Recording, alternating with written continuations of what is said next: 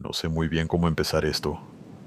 Solo sé que llevo tiempo dándole vueltas a compartir lo que vivimos.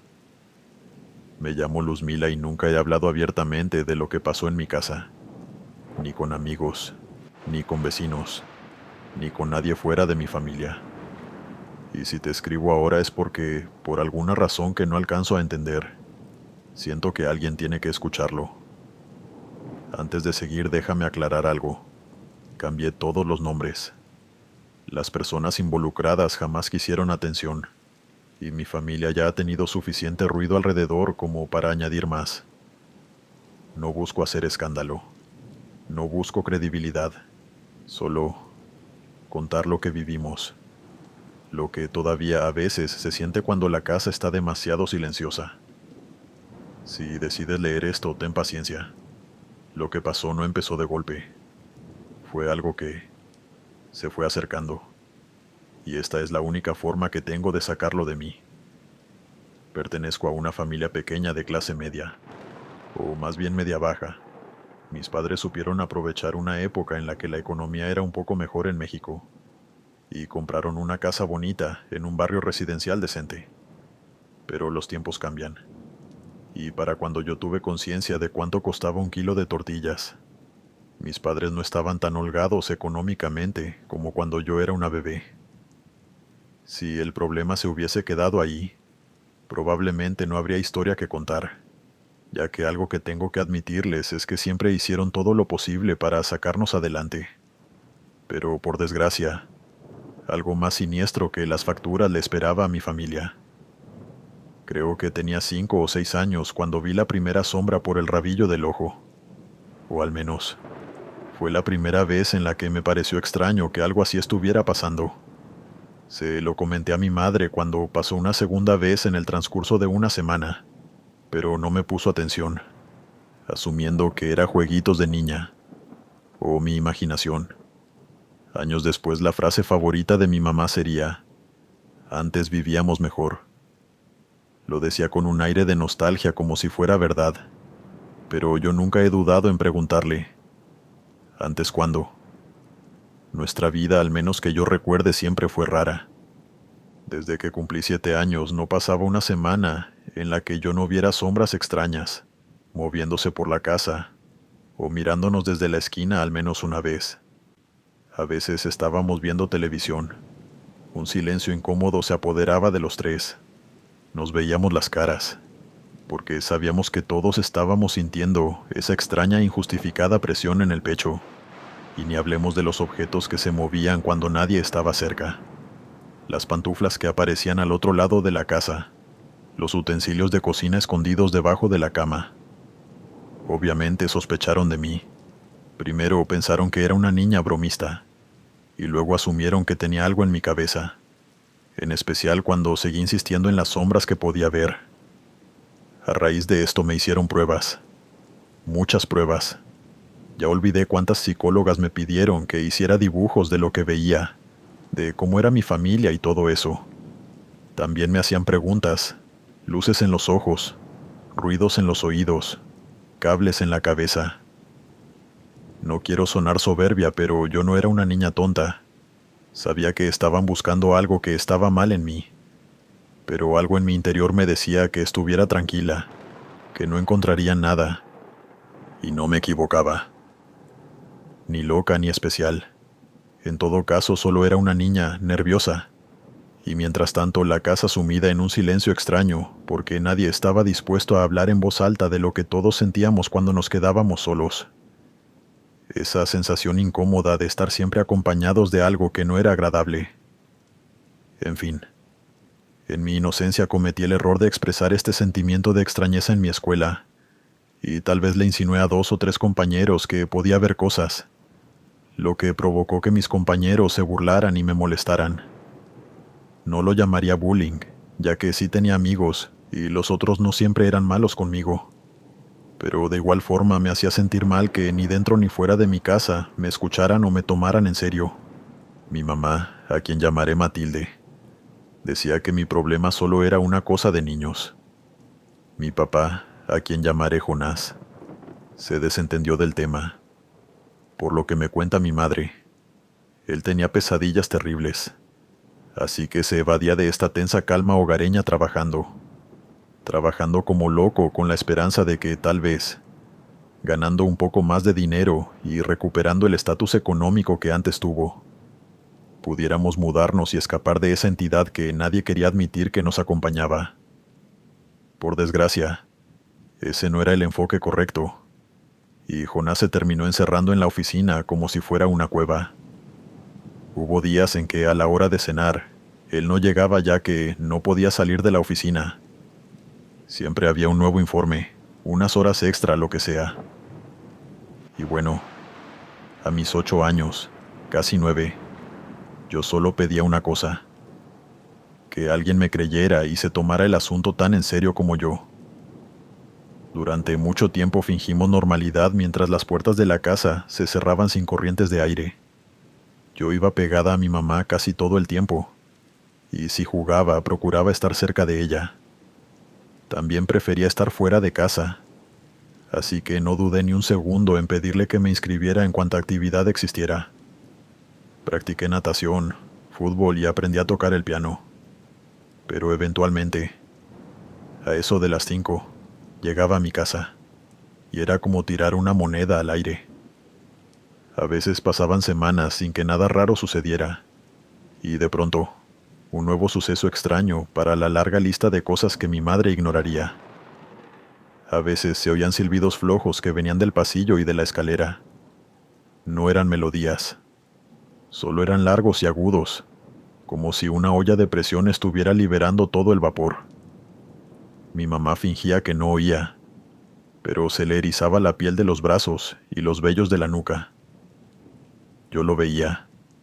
Quiero decir, si estaba con ella por el miedo de que algo extraño me pasara estando sola, pero ella solo fingía que todo estaba bien. Si notan un dejo de rencor en mis palabras es porque lo hubo. Y aunque ya perdoné a mi madre por su indiferencia con el asunto, no puedo evitar molestarme un poco mientras escribo esta historia. Yo, con 9 años, decidí que era mejor fingir para no tener que pelear con mi mamá. Hubo noches en que el televisor cambiaba solo de canal hacia la estática, y yo simplemente regresaba al canal original, disimulando con todas mis fuerzas el temblor en mis manos. Hubo una madrugada en que el microondas sonó solo en la cocina por casi 2 minutos, como si alguien lo abriera y lo cerrara, mientras yo escuchaba los ronquidos de mis padres en la otra habitación.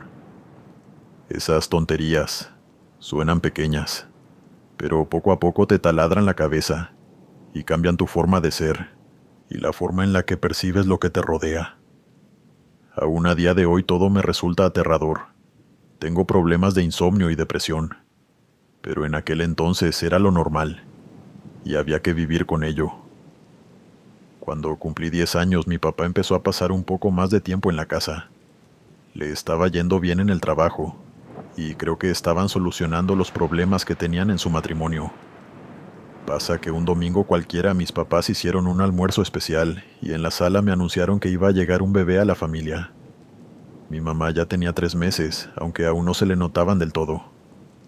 A mí no me salió la alegría completa. Es decir, sí, obviamente me alegré mucho, y me ilusionó de tener un hermano o hermana, pero al mismo tiempo sentí algo de disgusto. No por envidia ni por celos, era más bien miedo. Atrás de la alegría inicial se armó un coro de susurros dentro de mi cabeza, porque de verdad sentía que no convenía, que mi hermano o hermana estaba en peligro inminente, y que tal vez no era el momento para traer un nuevo miembro a la familia. Puede que jamás fuera un buen momento, de hecho.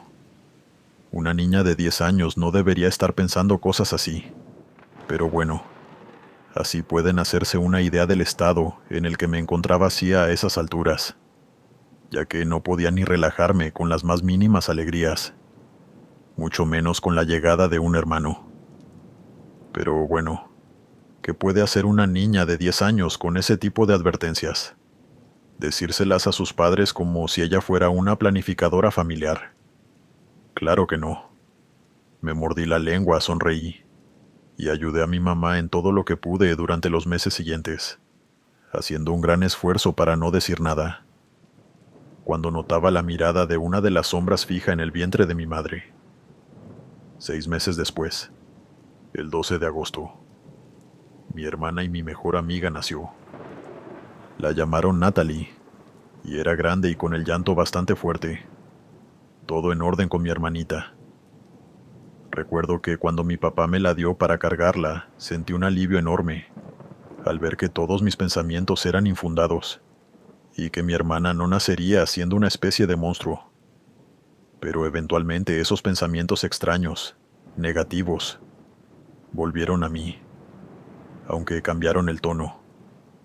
Ahora eran pensamientos burlones, como si algo dentro de mi cabeza me dijera que era una ingenua, por pensar que todo podía salir bien.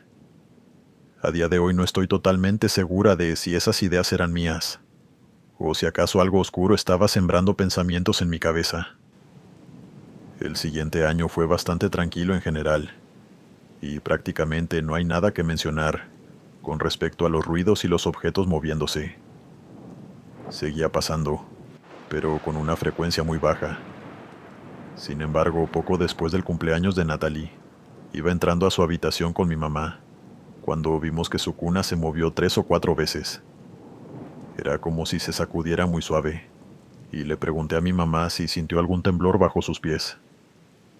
Mi mamá, obstinada como siempre, fingió no haber notado nada, y simplemente sacó a mi hermana de la cuna.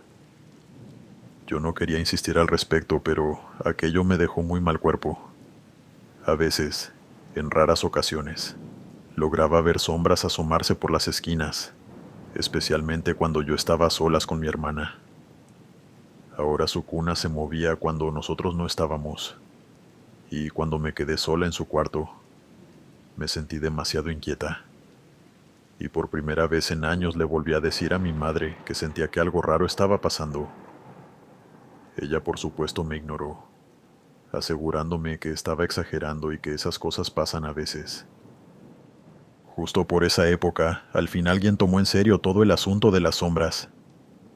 La hermana mayor de mi mejor amiga, una chica de 19 años bastante madura en retrospectiva, me dijo que yo era materia, o algo así. En pocas palabras, me dijo que tal vez yo tenía el don de ver a los espíritus, y que con práctica podía comunicarme con ellos. Yo pensé que ese don era una porquería, ya que de verdad había vivido aterrada por años, viendo sombras que nadie más veía. Y ahora que las sombras empezaban a mostrar interés en mi hermana, sentí incluso más miedo, al creer que ella también pudiera sufrir lo mismo que yo. Mientras tanto, en la casa las cosas iban y venían por oleadas. Meses de calma y de pronto, sin ninguna provocación de por medio, había semanas enteras llenas de golpecitos en la madera, silbidos desganados al fondo del pasillo, y una nueva manifestación, por así llamarla. En la casa a veces se presentaba un desagradable olor a humedad que, después de que mi padre lo buscara incansablemente, no logró encontrarle origen. Si hablaba de estos fenómenos en la escuela, mis amigas me tocaban la frente para checar la fiebre, burlándose de mí. Si lo decía en casa, mi madre me pedía que dejara el dramatismo, y mi papá me imploraba que dejara de decir lo mismo siempre. Lo veía desesperado, impaciente la mayoría del tiempo, y poco a poco, empecé a notar que se distanciaba como había hecho años atrás, y cada vez pasaba más tiempo en el trabajo. Uno de los golpes más duros para mí es que mudaron a Natalie a la habitación del fondo, la más alejada de la mía, para que la bebé no escuchara mis cosas, ya que no sé cómo ni por qué. Mis padres asumieron que yo era la responsable de los ruidos de la casa, o al menos de la mayoría. Volvieron a llevarme a psicólogos y me volvieron a hacer estudios para ver si todo estaba en orden en mi cabeza. Diagnóstico: nada que justificara mis alucinaciones, pero sí un claro indicio de parentificación. Es decir, que a mis tiernos 11 o 12 años, yo me sentía en la obligación de cuidar de mi hermana y de mis padres como si fuera la jefa de la familia. Y claro, ¿cómo no hacerlo si literalmente ellos estaban ignorando el elefante en la habitación? De nuevo, perdonen la frustración con la que cuento esto, pero es inevitable que escribir esta historia nos sirva también como una forma de catarsis. Me recetaron vitaminas y un montón de pastillas que no servían para otra cosa que para darme sueño. Me hicieron un electroencefalograma.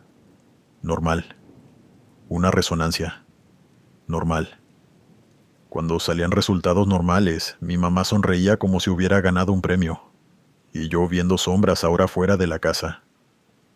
Ahora, como si una entidad maliciosa se estuviera burlando de mí y de mi desgracia.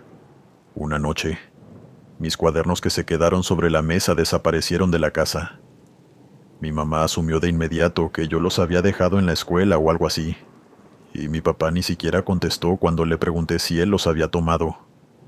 Ese día incluso yo dudé de mi cordura, pero lo raro fue encontrar mis cuadernos una semana después, dentro del horno, apilados y limpios. Nadie en mi casa admitió haberlos metido ahí. Y sí, ya sé lo que están pensando. La niña rara los puso y luego se olvidó. Ojalá hubiese sido eso. Habría preferido ser tan despistada. En fin, no quiero estancarme con pequeñas anécdotas de cosas que se mueven y susurros detrás de mí. Pasaron los años y Natalie creció normal. Se caía, lloraba, pedía leche, dormía. Era una bebé común y corriente, y se volvió una niña bastante lista. A mí me compraron un teclado cuando cumplí 13 años, y practicaba constantemente. Ella mostró interés, y con 3 años ella se metía en mi habitación para verme tocar, y tarareaba las canciones. Era un lindo momento para mí, y ella me asegura aún hoy que tiene vagos recuerdos de meterse en mi habitación para escucharme. Aunque una noche este momento tuvo un giro siniestro. Me encontraba sentada tocando y ella pegada a la pared tarareando cuando un silbido en el pasillo coincidió con su tarareo. Yo lo ignoré, pero ella no. Natalie se quedó en silencio y con curiosidad volteó hacia la puerta. Miraba hacia el hueco de la escalera y yo me quedé quieta, esperando que en cualquier momento empezara a llorar o gritara. A todas estas mis papás no estaban en casa, así que sabía que ese silbido no era algo natural. Sin embargo, cuando vi que en la cara de mi hermana se dibujó una sonrisa y agitó la mano como saludando a lo que fuese que estaba ahí, me levanté molesta y me asomé. Obviamente no vi nada y cerré la puerta con fuerza. Le pregunté qué había visto y ella me contestó que vio a un niño pequeño con un tono confundido. Le pedí que nunca hablara con ese niño y que evitara verlo o interactuar con él, y supongo que ella me hizo caso, ya que sin importar qué ruidos se escucharan, ella se concentraba en mí, y nada más que en mí, cada vez que nos quedábamos solas en casa. La cosa tomaría forma varios años después, prácticamente después de su 9º cumpleaños. Antes de eso hubo una calma rara de 6 años. 0 golpes, 0 silbidos, 0 luces parpadeando y sin objetos moviéndose del lugar de forma misteriosa. Yo seguía viendo sombras dentro y fuera de casa, pero con los años me acostumbré. En cuanto a mi madre, pues, ella estaba feliz, y empezó a decirme con tono de suficiencia: «¿Ves? Todo está en orden, Luzmila. Aquí todo está bien. Aquí nunca estuvo pasando nada». No debió decirlo en voz alta. Yo tenía 19 años. El 12 de agosto hicimos un pastel en casa. Vinieron varias amigas suyas de la escuela. Todo normal, salvo un detalle. Natalie no se comió el pastel. Fue dar un solo bocado y que de pronto ella dijera que no le gustaba el sabor, que sabía a tierra. Todos nos vimos las caras. Era un pastel normal de chocolate con crema. A mi mamá siempre se le dio bien la repostería, y creo que todos coincidimos en que estaba delicioso. Pero Natalie, mi linda hermana que, debo destacar, no se caracterizaba por ser quisquillosa hasta entonces. Dijo simplemente que le daba asco el olor.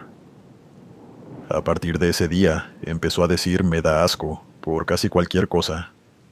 La ducha, el olor de los productos de limpieza, la salsa que mi mamá le ponía a la comida.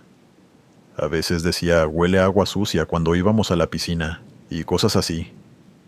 Todos pensamos que era una etapa de la preadolescencia, tal vez demasiado pronto ya que, como digo, Acababa de cumplir 9 años. Pero bueno, cada niño crece a su ritmo. Intentamos tener paciencia, y poco a poco encontramos ciertas cosas que sí le gustaban comer, aunque cada vez, semana tras semana, sus gustos se volvieron más exquisitos y demandantes.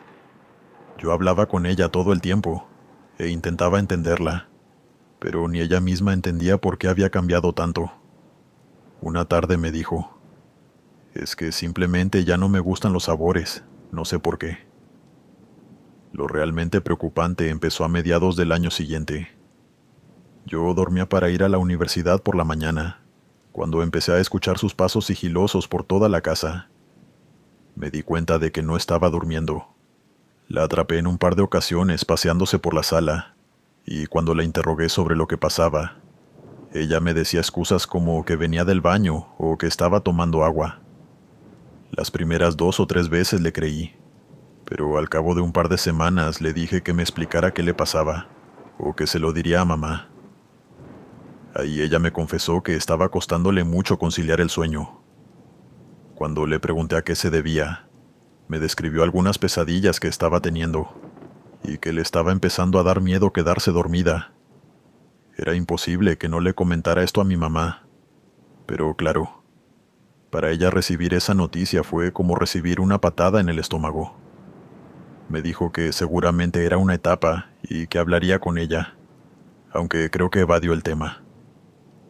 Yo veía preocupada cómo Natalie pasaba las noches en vela, dando vueltas en la cama, y si acaso dormía 1 hora o 2 antes de levantarse. Empezó a tener ojeras pronunciadas, y lucía nerviosa. A todas estas noté que las sombras estaban un poco más activas, pero no quise hacer la asociación ya que no las veía en torno a ella, sino viéndome a mí desde los rincones, como siempre. Creo que estuvo así por unos 2 o 3 meses, hasta que al fin logró conciliar el sueño con relativa normalidad. Otro comportamiento extraño que empecé a notar, luego de que cumpliera 10 años, es que comenzó a hablar sola en el baño. Al principio pensé que estaba cantando o algo así, ya que siempre le gustó la música y de hecho la inscribieron en clases de canto, pero noté de inmediato que estaba hablando con alguien. Sin embargo, no sé bien qué decía, ya que no era mi intención espiar a mi hermana. Una tarde le pregunté con quién hablaba cuando estaba en el baño, asumiendo que estaba hablando por teléfono con alguien, y ella no quiso decírmelo. A todas estas, mis padres estaban más concentrados en su matrimonio fallido que en Natalie, así que sentí que era mi responsabilidad estar atenta a lo que pasaba. Le aseguré que podía confiar en mí, pero lo único en lo que fue clara, como si eso fuera a calmarme, era que no estaba hablando por teléfono con nadie, solo estaba hablando sola en la ducha. Estuvimos unos cuantos años en esto, y para cuando Natalie cumplió 13, comenzaron los cambios abruptos de humor. En un momento se estaba riendo y al siguiente lloraba o enfurecía. Mi mamá lo atribuyó a las hormonas, y mi papá dijo que solo era la adolescencia.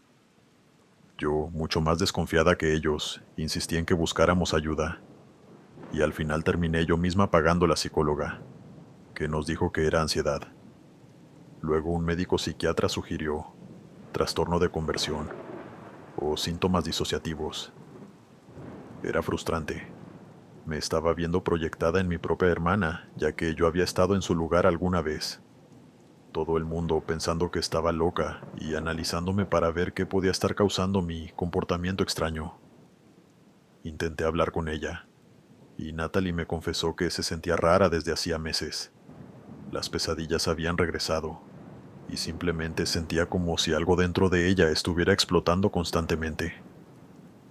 Eso me dejó bastante confundida, y aunque no quería sugestionarla con mis movidas paranormales, le pregunté si veía cosas o si escuchaba algo extraño por las noches en casa.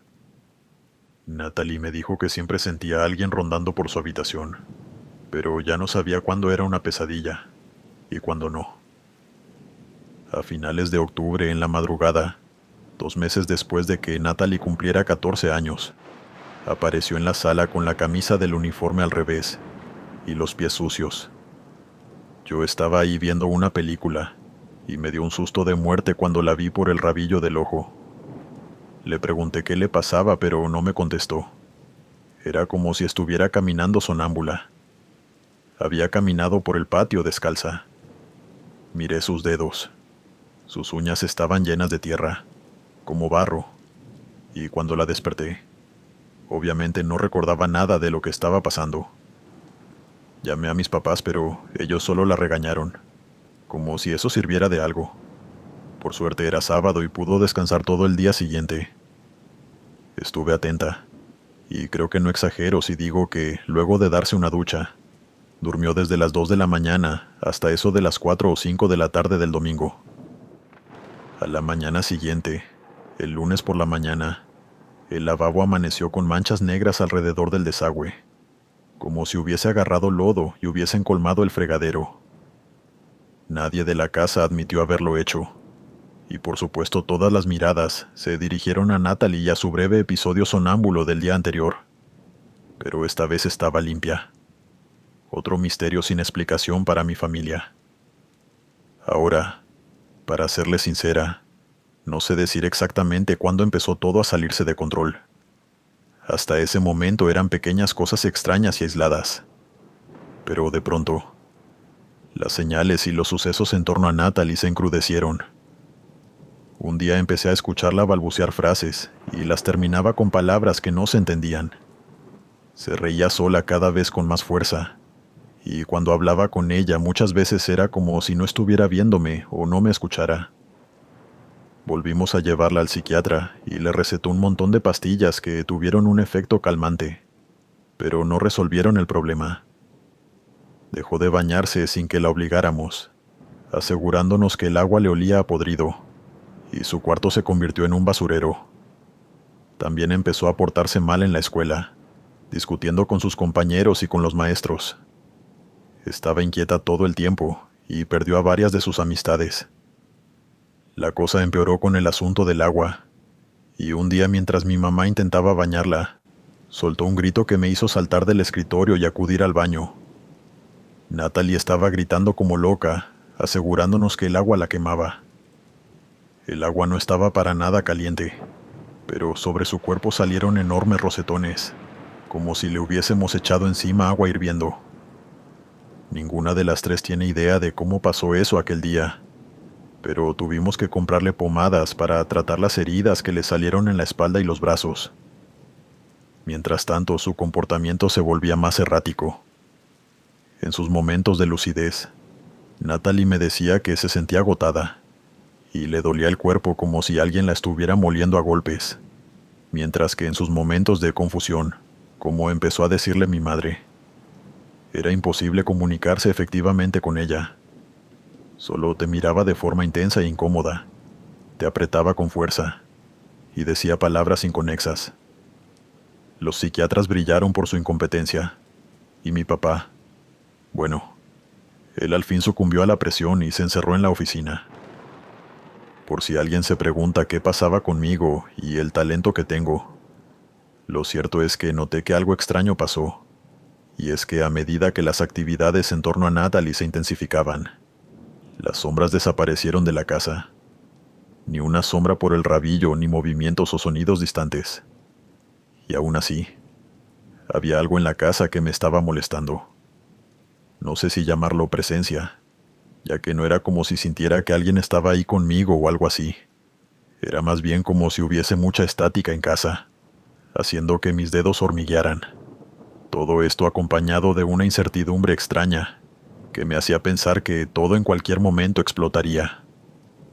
Sin embargo, me aferré a la idea de que todo aquello se debía a una condición de mi hermana, hasta que algo pasó a finales de enero, siendo el primer suceso sólido que nos hizo aceptar que aquello no eran solo nervios o un problema común.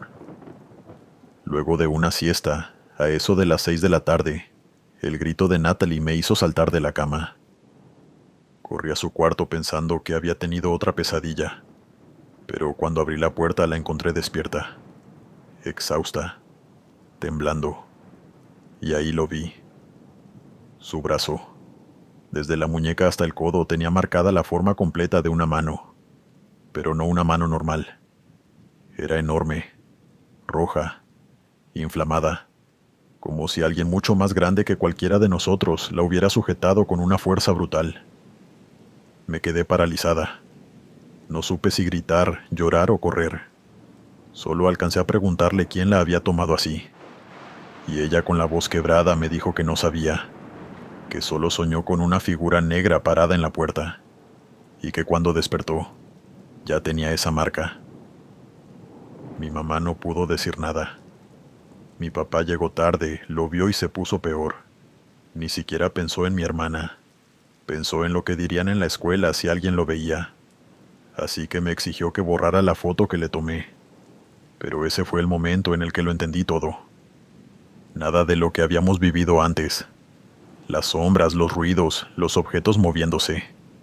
Era comparable a esto. Esto era otra cosa. Algo que ya no se conformaba con asustarnos. Algo que ahora quería hacer daño. Y aunque yo aún no lo sabía, esa marca no fue el final. Fue el aviso de lo que estábamos a punto de vivir. Una noche que nosotros estábamos en la sala y el padre esparcía agua bendita, pudimos escuchar una voz provenir del cuarto de Natalie. Una voz muy gruesa, como si la dijera un hombre adulto. Le dijo exactamente estas palabras: «No gastes tu agua, padre.